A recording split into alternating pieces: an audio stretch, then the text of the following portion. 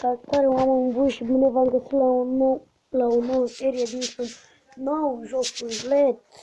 Este gratuit cu magazin Play și dacă vă place, nu uitați să lăsați butonul de like și eu voi mai face episoade cu acestea. Reclamele tale. Din câte vedeți, joculețul acesta sunt un host și eu trebuie să fug din casă, dar să nu fiu observat și să iau toate comorile. Bine, nu neapărat toate, dacă vrei pe toate, dacă nu, poți direct să te duci la comora care este neapărată, să ieși pe ușa din față sau pe ușa din spate. Bine, uneori are ușa pe spate, dar nu cred că în următoarea noastră aventură va avea. Să vedem ce putem să facem, deci... Ok, uite, cam așa începe joculețul. Bum, bum, bum, bum, bum, bum, bum. Eu nu zic că dacă trebuie neapărat să furăm scrisoarea aia, eu zic că are bani în ea. Opa.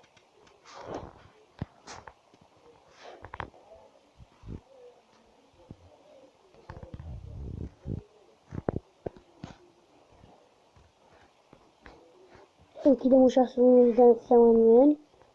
Să luăm nu știu ce chestie. Și ce tare, vreau neapărat figurina aia.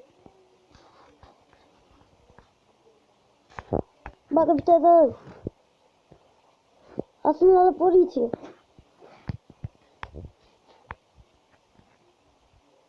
A sunat la poliție! Haide repede, încalcă-te! Și cam așa dau fel la acest joculeț. Și omul acela are telefonul la îndemână, dar sincer nu știu de ce se tot plimbă prin cameră. Am un sprint ca să nu ne vadă. Am uitat să închid ușa aia, o să-și dea seama că a fost cineva aici. Ok, hai omulețule, treci.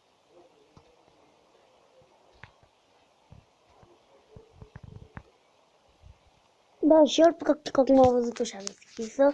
Bine, ușile deschise. Și cred că o să intre în... ba nu, uite că am închis-o pe aia. Am închis-o și pe aia lantă. Să mergem mai repede aici. Furăm jucăria, furăm aia. Mergem repede. Rahat. Nu știu ce să fac. N-am văzut că pot să intre aici.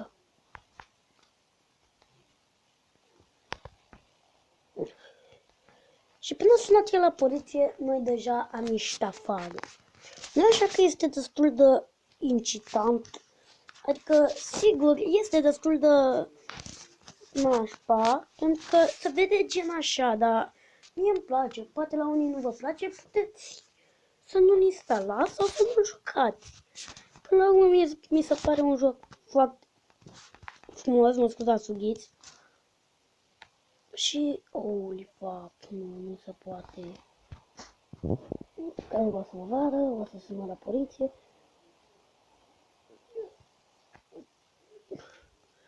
Polițistul vine în momentul acesta. Hai repede, ascunde-te. Budi, budi, budi, budi, budi, budi. Agent, nu știu dacă știți.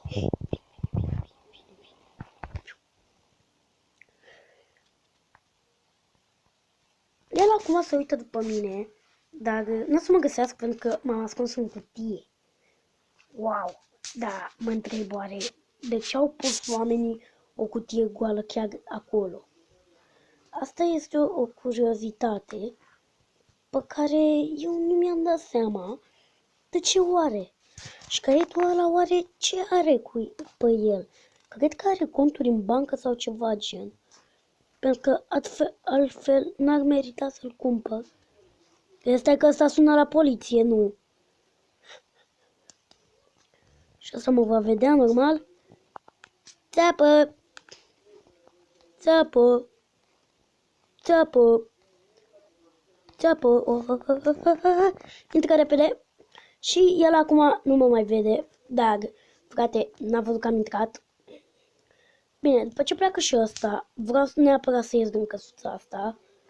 ăștia cred că încă analizează ce am furat sau ce am furat. Și, nu știu, mă gândesc că după ce pleacă ei, eu aș putea ușor să fur, fără să fiu observat. Da, normal că nu voi face asta, pentru că... De ce aș face? Pentru că polițiștii erau chiar la ușă, deci chiar la ușă. Bine, hai să fug din cutia poștală. Haideți să fug din cutia poștală. Da, mă scuzați, da, așa îmi face când îmi bagă vreo reclamă.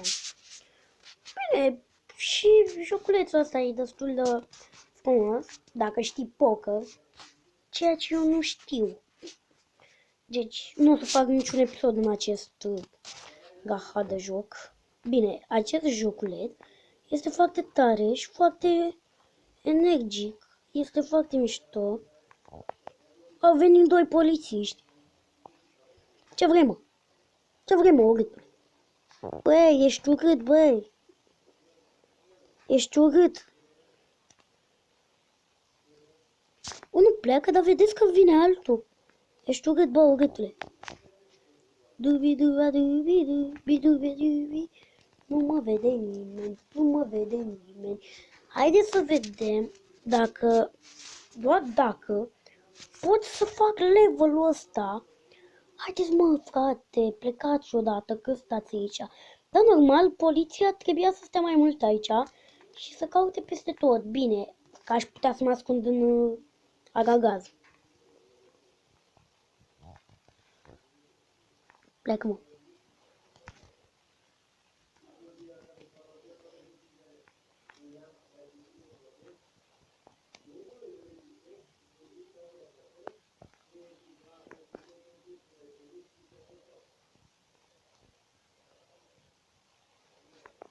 Bine, și ăsta mă așteaptă aici să facem jumătate.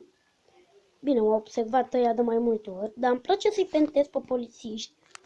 Dar mai nou, mie unul chiar nu-mi prea place să mă observe lumea când joc în joculețul ăsta.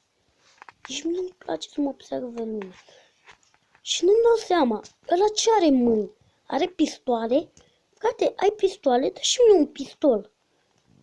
Eu mor mai repede pe aia, nu? N-am unde să mă ascund aici. Iau un pachet de cărți. Iau și asta.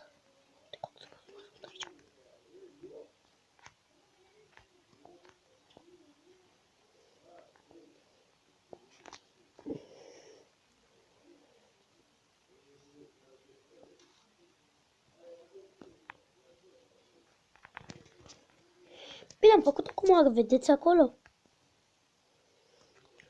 Ok, și practic eu ar trebui să mă ascundă urâțenia asta care...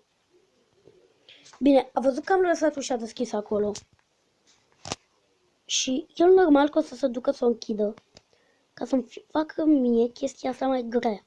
Joculețul acesta. Și eu du-te naiba, mă, că ți închid ușa, na.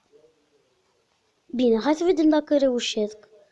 El nici nu m-a observat. Și acum ies ușor ca să nu mă vadă. Nu alerg, că nu vreau să mă prindă și fura fuguța. Bine, și nu înțeleg ăla ca ce mă așteaptă acolo. Pot foarte bine să mă ocup singur. Are chestie, îi jefuiesc pe aia. Cum am făcut până acum, nu?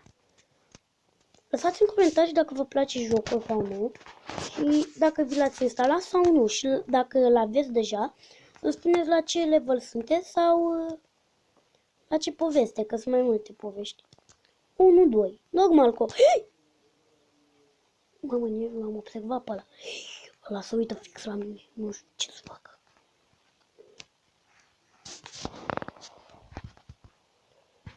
Eu nu normal că voi alege asta. Hoț! Ăsta vine să mă bată, nu-i cinstit. Ah! Și ați văzut că aveam ușa acolo. Deci asta e faza planului nostru. Eu nu ar trebui să închid ușa lui ăla nas.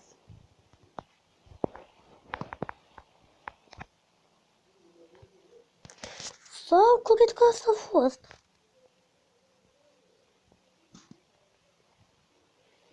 Ok, hai să vedem ce e de furat în baie. What the fuck? Au pus în cadă castravete. Ce om face chestia asta? Să închidem ușile să nu ne vadă nimeni.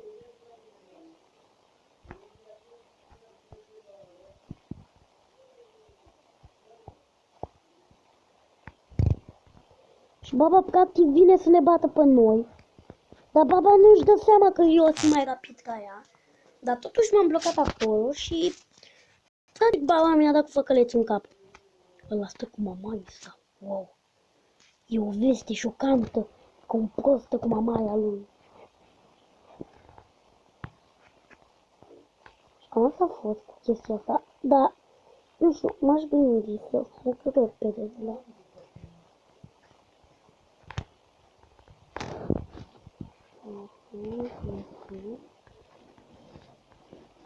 Nu. Vine baba cu făcălețul.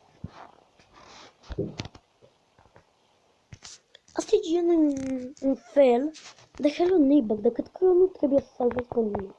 Eu trebuie doar să-mi fac bani pentru mine.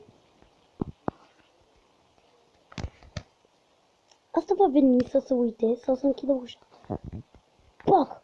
Să-mi închis ușa în față. Și-a dat seama că sunt după ușă. Pleacă câine că dacă nu te vrei